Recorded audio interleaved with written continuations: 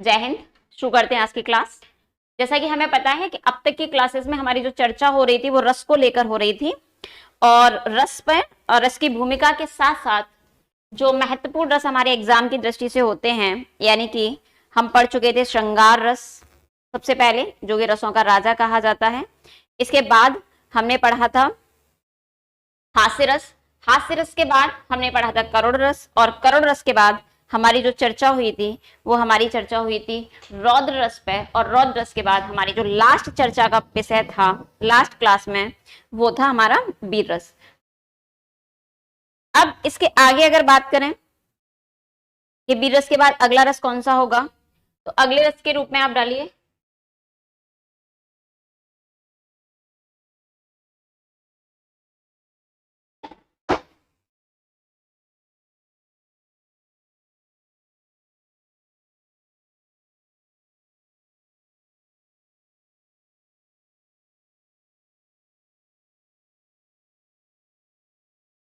भयानक रस। और स्थायी भाव क्या है? तो भाई किसी भी रस को जागृत होने के लिए मैंने लास्ट क्लास में भी बताया था हमें किसकी आवश्यकता है, विभाव की। क्योंकि हमने रस के जो अंग पढ़े थे, रस के अंगों में मैंने एक बात बताई थी कि स्थायी भावों को जगाने के लिए किसकी आवश्यकता होती है? स्थायी भावों को जगाने के लिए कारण।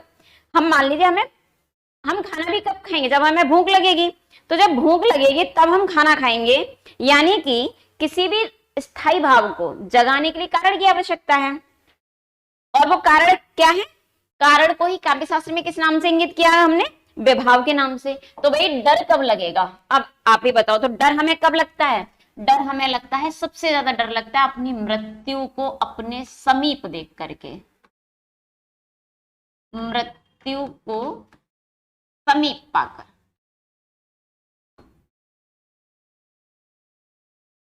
तब आपको डर लगता है। या आप किसी विशालकाय चीज को देख लेते हैं। किसको देख लेते हैं? विशाल, विकराल हो। और विकराल भी कैसी? जो काल रूपी हो। बात वही है, कौन पास में हो? मृत्यु आपके। यानी कि डर आपको कब लगेगा? जब आपके समीप कौन होगी? मृत्यु होगी। अब भाई देखो, डर के हमें कारण तो मिल गया, विभाव तो मिल गया। अब विभाव के बाद आप क्या करेंगे? उसके बाद आप करेंगे अभिव्यक्ति, यानी क्या होंगे? अनुभव। और यदि अनुभव हो गए तो फिर आपके अंदर क्या जागृत होंगे? संचारी भाव भी जागृत होंगे।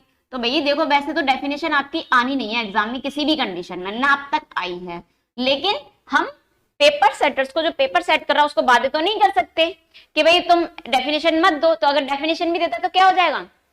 जब भय नामक स्थायी भाव से विभाव, अनुभाव, संचारी भाव मिलते हैं तब श्रृंगार रस की निष्पत्ति होती है। इतनी सी बात समझ में आ गई। अब भाई विभाव क्या हो सकता है? तो विभाव हो सकता है मृत्यु के समीप पहुंचना। ठीक है, तो देखिए एक एग्जाम्पल आया था। एक और अजगर लखे, ये टेट में एग्जाम्पल आया था। एक और मृगराय,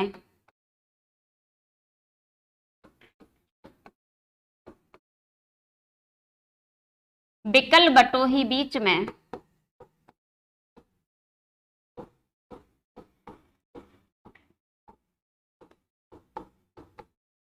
बीच में पर्यो मूर्छा खाए।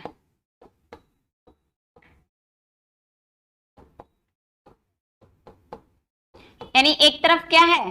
तो भाई एक तरफ तो है अजगर और दूसरी तरफ क्या है? मृगराय अर्थात शेर। एक तरफ शेर, एक बटोही। बटोही कौन होता है? बटोही होता है रास्ते पर चलने वाला। जैसे कहते हैं कि हम उसकी बाट देख रहे थे, बाट अर्थात उसका इंतजार कर रहे थे, राह देख रहे थे।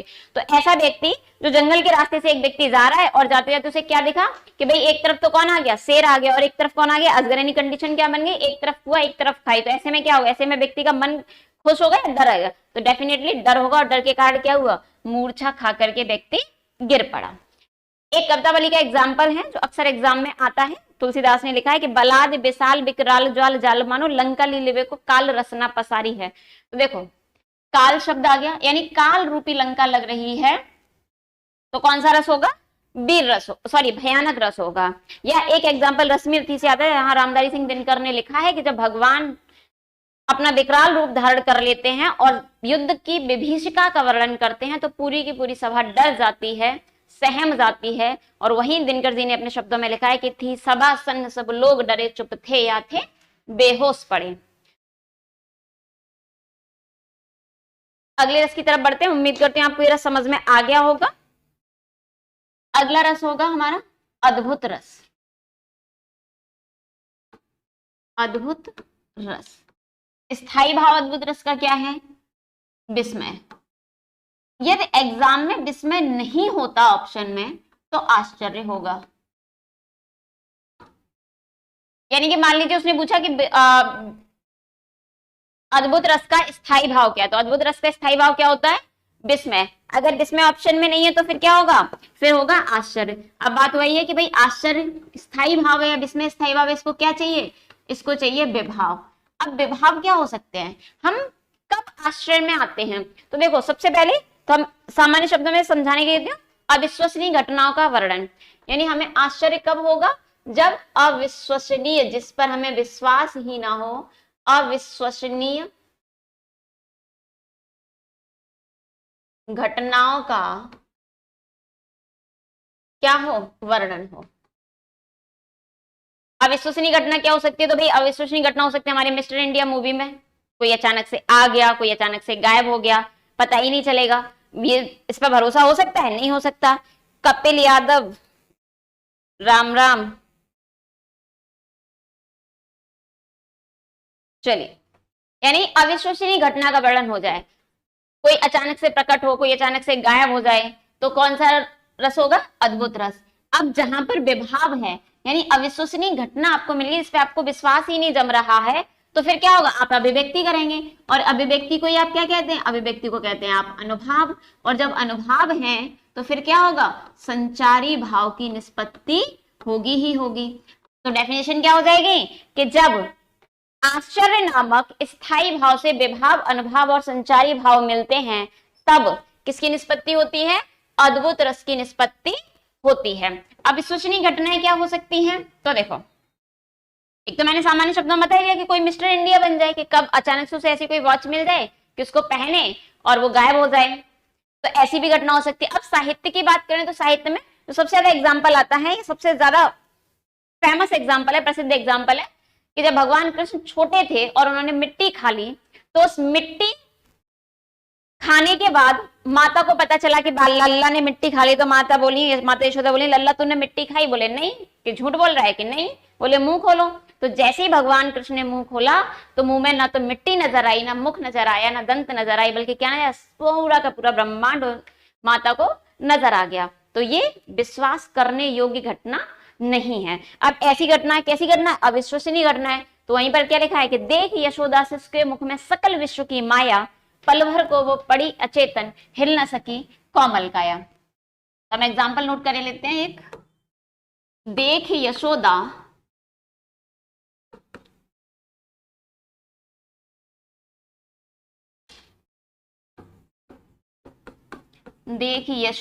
शिशु के मुख में,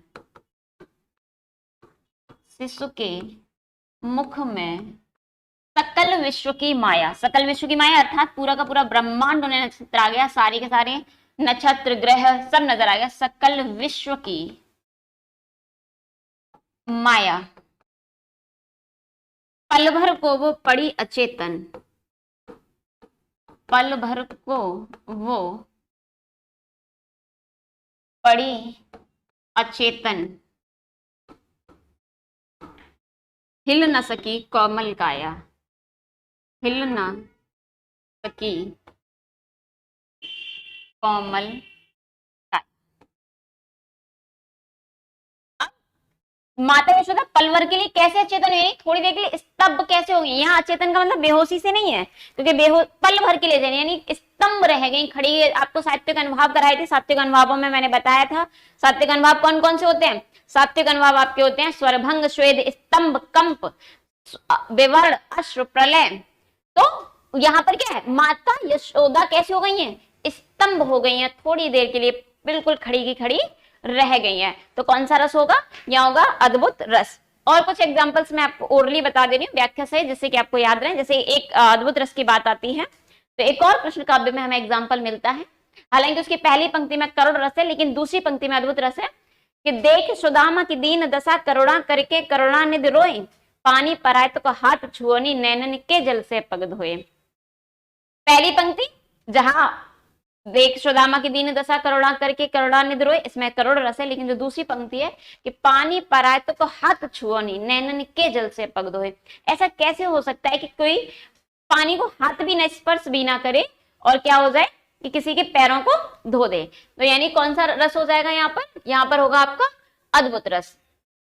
या राणा प्रताप का जो घोड़ा था चेतक, उसको लेकर भी हमें क्या मिलता है? अद्भुत रस ही मिलता है कि आगे नदियां देख पार, राणा सोचे घोड़ा कैसे उतरे पार, राणा सोच रहा था इस पार, तब तक चेतक था उस पार।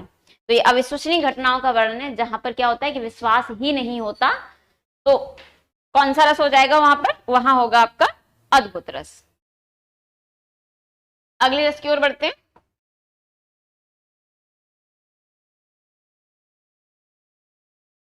नेक्स्ट है शांत रस।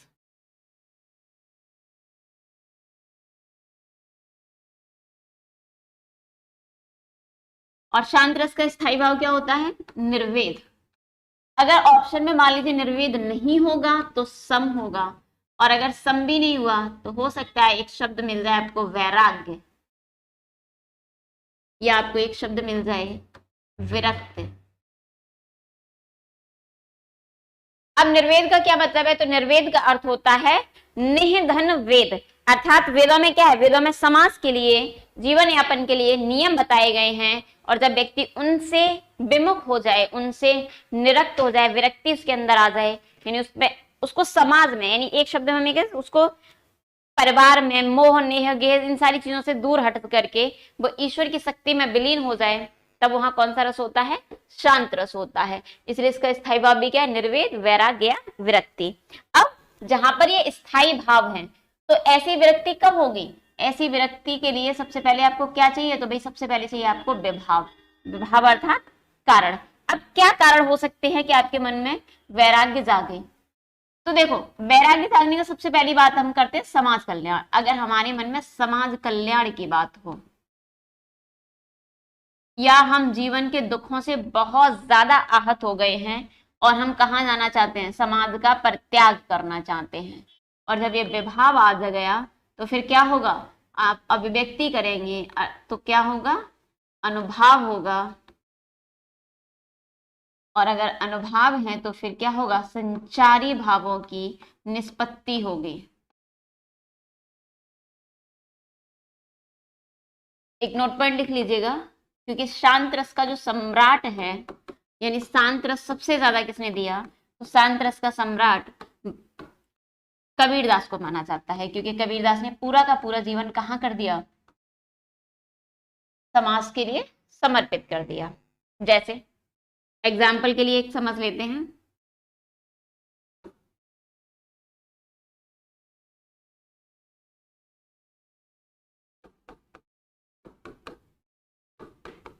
जाग जाग जीव जड़, जो है घन धामिनी, जो है जग जामिनी,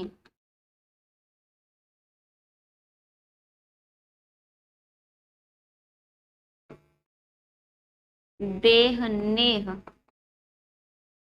गेह जाने,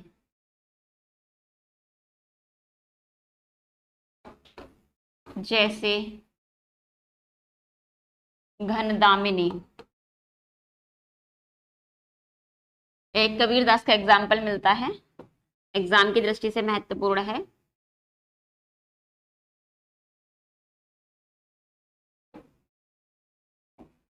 ज्ञान की आंधी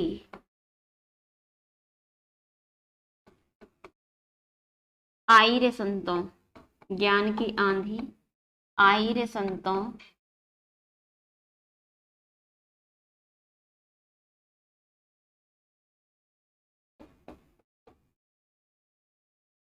माया की दो धुनी गिरानी, गिरानी टूटा मोह वलीड़ा, टूटा मोह वलीड़ा।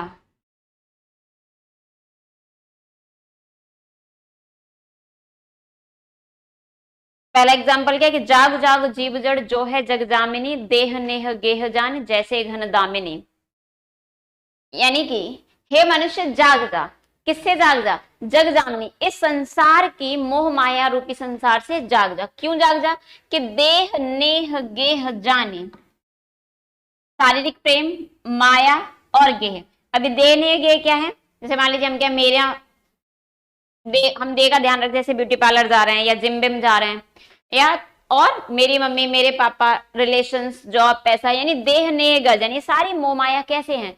घन दामिनी। जैसे बादल में जो बिजली तड़पती है वो एक पल के लिए तड़पती है फिर छुप जाती है, ऐसी ही जितनी भी मोह माया है, जो भी सांसारिक प्रेम है, वो थोड़े से समय के लिए ही है।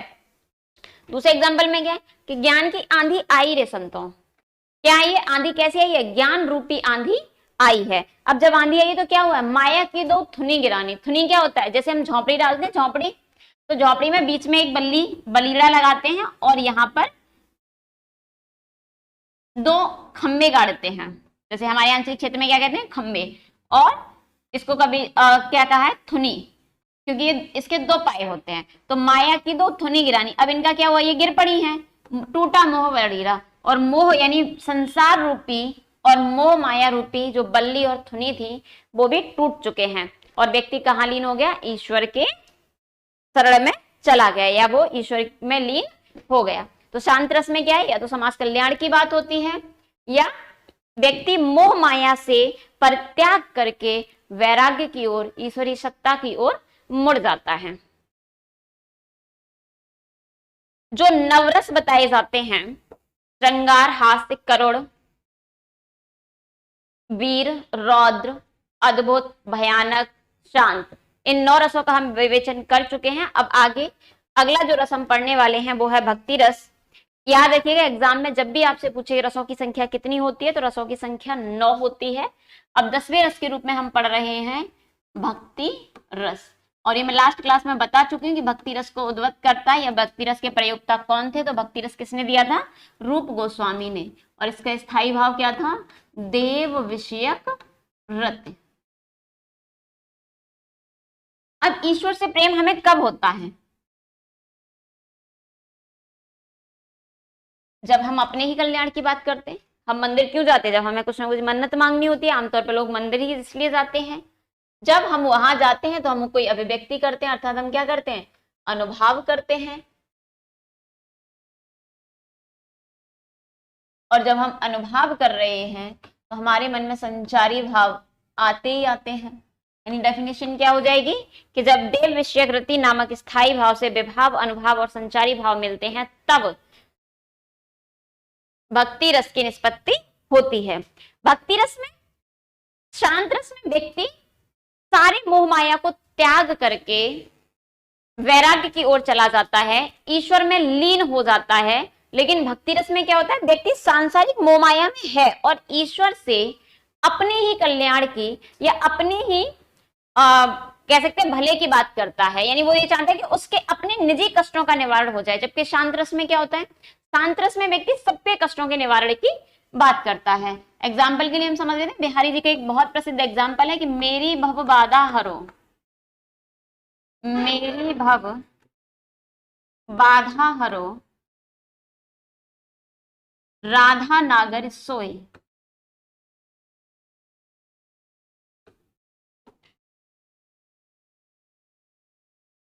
मेरी भव बाधा हरो, राधा नागर सोई, जा तन की झाई पर, जा तन की झाई पर, श्याम हरित द्रुत होए। श्याम हरित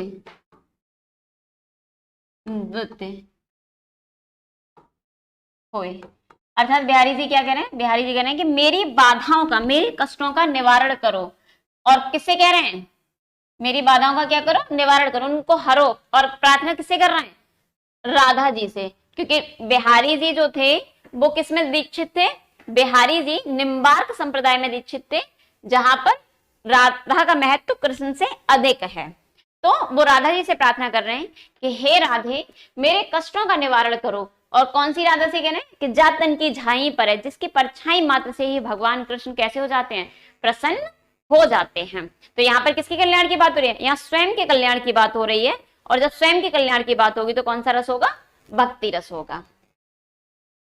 आमतौर पर एग्जाम में क्वेश्चंस आते नहीं है, इसीलिए इस पर बहुत ज्यादा समय हम वेस्ट नहीं कर रहे हैं।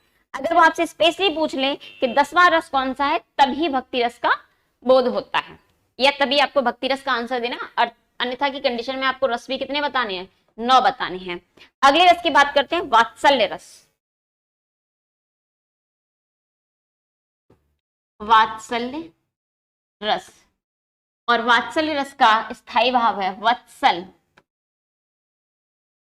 वत्सल या वत्सल विषयक रति, यानी बच्चे से प्रेम। अब छोटा बच्चा यानी 4-5 साल तक का बच्चा माता पिता से प्रेम करे या माता पिता बच्चे से प्रेम करें, तो उसमें कौन सा रस होगा, वात्सल्य रस होगा। अब वात्सल्य रस होने के लिए सबसे पहले क्या चाहिए, हमें कारण चाहिए। यानी कारण क्या है, विभाव। अब विभाव क्या हो सकते हैं, यानी क्या कारण हो सकता है कि हमें बच्चे से प्रेम हो। तो देखो, सबसे पहला कारण बच्चे की मुस्कुराहट। जब बच्चा मुस्कुराता है, जिसे हम क्या कहते हैं, किलकारी शब्द का प्रयोग करते हैं। आपने देखा होगा कि जो बच्चे होते हैं उनकी हंसी एकदम निश्चल होती है, निर्मल होती है, और अचानक से जब वो हंसते हैं तो बड़ा मन प्रसन्न हो जाता है। तो सबसे पहले आपको क्या क्या चाहिए, बच्चों की किलकारी आपके आसपास गूंज रही हो, बच्चों के क्या हो, खिलौने हो, तब भी आपको उन्हें देख करके प्रेम उमड़ता है। या फिर बच्चों का पालना, पालना आप लोग समझते हैं, इसमें छोटा बच्चा झूल रहा होता है, या बच्चा चल रहा हो, और कैसे चले, यदि बच्चा घुटनों के बल चलता है तो मन में वत्सल का भाव आ ही जाता है। इसके अलावा क्या हो, बाल मनोहार हो, यानी बाल, या फिर बाल हट हो। ये हमें क्या चाहिए, ये इतने सारे हमारे विभाव होने चाहिए। और जब विभाव है तो अभिव्यक्ति होगी ही होगी, और जब अभिव्यक्ति हो रही है तो क्या होंगे, अनुभाव होंगे, और क्या होंगे, संचारी भाव होंगे।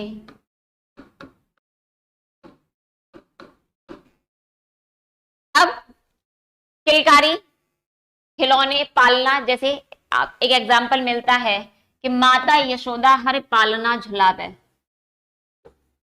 माता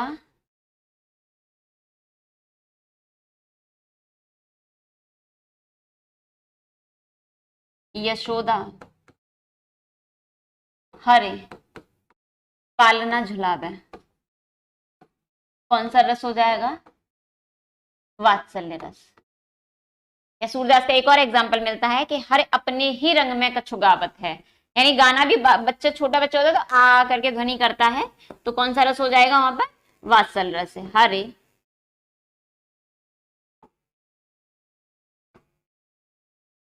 अपने ही रंग में कछु गावत है।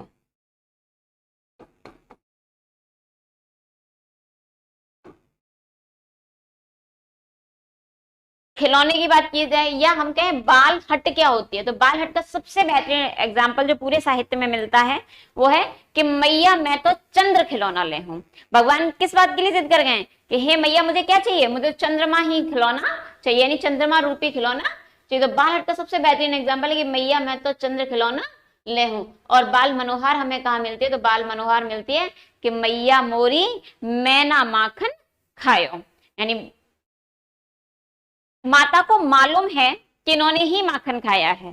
कई बार बच्चे होते हैं, हमें पता होता है कि बच्चे ने ही ये गलती की, फिर भी बच्चा अपनी गलती से मुकरता है और हम कुछ भी नहीं कह पाते। तो भगवान भी क्या कर रहे हैं, भगवान भी माता से कह रहे हैं कि मैया मोरी मैंने ना माखन खायो।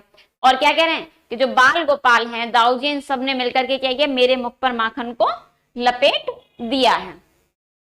तो बाल हट हो, बाल मनोहार हो, बच्चे के घुटने के बल चलना हो, पालना हो, खिलौना हो, किलकारी हो, स्पष्ट गाना हो, या बच्चों दांत और बालों का वर्णन भी सामान्यतः साहित्य में बच्चों का ही मिलता है।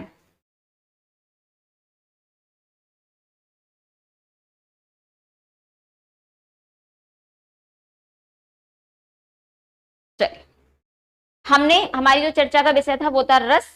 एक बार पूरा का पूरा टॉपिक रिकैप करते हैं। सबसे पहले हमने जो बात करी थी वो बात करी थी कि रस किसे कहते हैं। तो रस वही वो होता है जिससे आस्वादन का शाब्दिक अर्थ होता है। इसके अलावा हमने जो चर्चा की वो हमने सबसे महत्वपूर्ण चर्चा इस बात पर की कि रस शब्द किस धातु से बना है। तो हमारा नेक्स्ट पॉइंट था रस शब्द श धातु से बना है, जिसका शाब्दिक अर्थ क्या होता है, इसका शाब्दिक अर्थ होता है बहना। इसके बाद जो हमने चर्चा की वो रसों के भेदों पर की। हालांकि इससे पहले हम रस के अंग समझ चुके थे। विभाव का मतलब होता है कारण, अनुभाव का मतलब होता है अभिव्यक्ति, और संचारी भाव जो छोटे से समय के लिए मन के अंतर्गत आते हैं। रसों में 9 रस की बात कही जाती है। जब भी एग्जामिनर पूछता है कि हिंदी में रसों की संख्या कितनी है तो आपका आंसर होगा 9। लेकिन हमने 11 रसों पर चर्चा की, यानी 11, 10वां और 11वां रस कौन सा था, भक्ति रस और वात्सल्य रस। एक 12वां रस भी आचार्य रुद्रक ने दिया था, प्रयाण। ऐसा क्या हुआ कि 12 रस थे फिर भी हम 9 पढ़ते हैं। तो जो श्रृंगार रस है उसमें हम रति की बात करते हैं, प्रेम की बात करते हैं। हालांकि श्रृंगार रस में नायक नायिका, पति पत्नी या प्रेमी प्रेमिका के प्रेम की बात होती है। लेकिन जो भक्ति रस है उसमें हम ईश्वर से प्रेम कर रहे हैं, देव से प्रेम कर रहे हैं, अपने इष्ट से प्रेम कर रहे हैं। और जो वात्सल्य रस है उसमें बच्चे से प्रेम है या बच्चे का माता पिता से प्रेम है। और प्रयाण में जब बच्चा बड़ा हो जाता है यानी स्नेह की परिस्थिति आती है, वहां भी प्रेम है। इसीलिए इन चारों ही रसों को बृहद रूप से, यानी तीनों को, भक्ति रस, वात्सल्य रस और प्रयाण रस को बृहद दृष्टि से श्रृंगार रस का अंग माना जाता है। इसीलिए हम हिंदी में 9 रसों को पढ़ते हैं। इसके बाद रसों की हमने सारी चर्चा कर लिया, एग्जाम्पल समझ लिए, विभाव, अनुभाव, संचारी भावों को समझ लिया। महत्वपूर्ण क्वेश्चन बनता है, एक आप डेफिनेशन नोट कर लीजिए जो कि सबसे इंपॉर्टेंट डेफिनेशन है, आचार्य भरत मुनि ने दी थी रसों के बारे में। और भरत मुनि ने जिस ग्रंथ में दी उस ग्रंथ का नाम था नाट्य शास्त्र। और नाट्य शास्त्र को ही इन्होंने क्या कहा, नाट्य शास्त्र को इन्होंने पंचम वेद कहा। और ये हम लास्ट क्लास में बता चुके थे कि नाट्य शास्त्र क्यों है या इन्होंने इसे पंचम वेद क्यों कहा। तो जो इनकी डेफिनेशन है वो डेफिनेशन बहुत इंपॉर्टेंट है, क्योंकि पिछले बार जो एग्जाम्पल हुए थे लास्ट ईयर यूपीएसआई का, उसमें आचार्य दंडी की, क्योंकि आचार्य दंडी ने पहली काव्यशास्त्री डेफिनेशन अलंकार की थी, उस डेफिनेशन को पूछा गया था। तो कम से कम हमें रस की भी डेफिनेशन पढ़नी चाहिए, ऐसा मेरा मानना है। तो डेफिनेशंस नोट कर लीजिएगा, विभावानुभाव,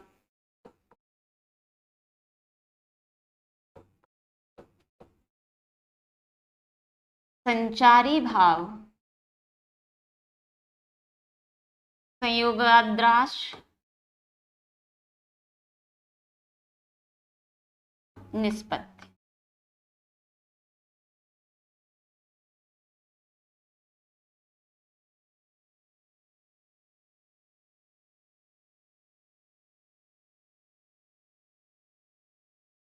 यानी आचार्य भरत मुनि ने क्या कहा, आचार्य भरत मुनि ने कहा कि विभाव, अनुभाव और संचारी भाव के संयोग से रस की निष्पत्ति होती है।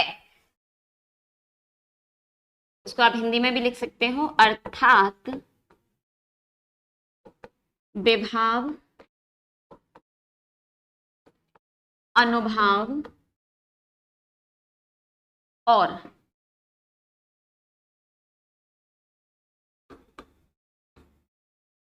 संचारी भाव, संचारी भाव के संयोग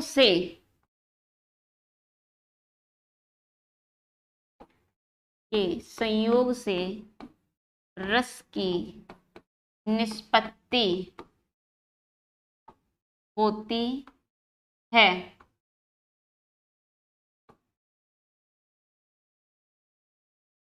यानी भरत मुनि ने रस की क्या डेफिनेशन दी, भरत मुनि ने रस की डेफिनेशन दी, विभावा अनुभाव संयोगादि रसादि निष्पत्ति, अर्थात विभाव, अनुभाव और संयोग, संचारी भाव के संयोग से किसकी निष्पत्ति होगी, रस की निष्पत्ति होगी। और इसी डेफिनेशन से हम तय करते हैं कि रस के कौन सा अंग, जैसे कई बार एग्जामिनर क्वेश्चन पूछ लेता है कि भरत मुनि ने रस के किस अंग का वर्णन नहीं किया है। तो बच्चे देखो, इसमें 3 अंग पहले से विद्यमान है। कौन कौन से विद्यमान है, विभाव, अनुभाव और संचारी भाव। यानी कि भरत मुनि की डेफिनेशन में कौन सा अंग नहीं है, तो भरत मुनि की डेफिनेशन में स्थायी भाव नहीं है।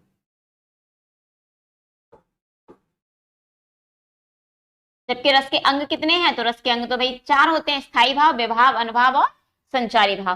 तो 3 अंग भरत मुनि की डेफिनेशंस में हैं। इतनी सी बात समझ में आएगी। लास्ट क्लास में मैं आपको ये भी बता चुकी थी कि नाट्य शास्त्र में रस केवल 8 हैं। इसीलिए एग्जामिनर चाहे आपसे ये पूछ ले कि भरत मुनि ने रसों का कितना उल्लेख किया, चाहे आपसे ये पूछ ले कि नाट्य शास्त्र में रस कितने हैं या पंचम वेद में रस कितने हैं, या वो ये भी पूछ सकता है कि नाटक में रसों की संख्या कितनी होती है। तो मैं कह रही थी कि अगर वो आपसे ये भी पूछ ले कि नाटकों में रस कितने हैं, तो नाटकों में रस कितने हैं, 8 रस माने जाते हैं। वहां पर शांत रस नहीं माना जाता, क्योंकि भरत मुनि ने कहा था कि नाटक में या मंच पर शांत रस की निष्पत्ति नहीं हो सकती। तो बाद में कालांतर में उद्भट ने 9वां रस दिया था, शांत रस। हालांकि भरत मुनि ने भी शांत रस को बाद में मान्यता दे दी।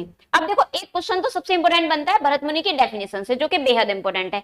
इसके बाद एक क्वेश्चन और बनता है कि भाई भरत मुनि ने ये डेफिनेशन तो दे दी, लेकिन इस डेफिनेशन के ना 4 महत्वपूर्ण व्याख्याकर्ता था जिन्होंने भरत मुनि के इस रस सूत्र की व्याख्या की। तो आप उनके नाम जरूर नोट कर लीजिए, क्योंकि अक्सर एग्जाम में क्वेश्चन आ जाता है कि निम्न में से किसने भरत मुनि के रस सूत्र की व्याख्या की अर्थात नहीं की।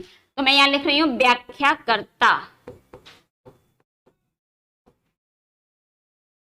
तो जो 4 महत्वपूर्ण व्याख्याकर्ता हैं वो सबसे पहले हैं अभिनव गुप्त,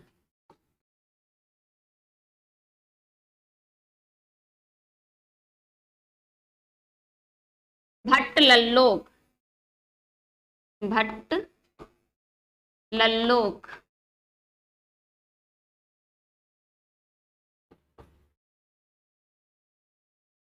भट्ट नायक और आचार्य शंकुक। ये चारों व्याख्याकर्ता आपको याद होने चाहिए, अभिनव गुप्त, भट्ट लल्लोक, भट्ट नायक और शंकुक। इन चारों नामों को आप डेफिनेटली याद रखिएगा, अभिनव गुप्त, भट्ट लल्लोक, भट्ट नायक और शंकुक। ये 4 व्याख्याकर्ता, 4 आचार्य ऐसे हुए जिन्होंने क्या किया, भरत मुनि के रस सूत्र की व्याख्या की। अब बस एक इंपॉर्टेंट पॉइंट और लिख लीजिएगा, इसके बाद हम क्लास को समाप्त करते हैं। अगर आपके कोई डाउट्स हो तो आप कमेंट्स कर दीजिएगा, मैं उन्हें सॉल्व करने के बाद ही क्लास खत्म करूंगी।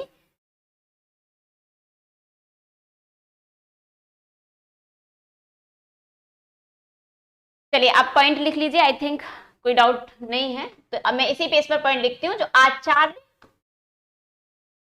नगेंद्र हमारे हिंदी में हुए, आचार्य नगेंद्र को रसवादी आचार्य कहा जाता है। देखो, वैसे तो रसवादी आपके भरत मुनि और ये सारे व्याख्या करता है ही, लेकिन हिंदी में हम जिनको पढ़ते हैं वो आचार्य नगेंद्र हैं, जिन्हें रसवादी आचार्य कहा जाता है।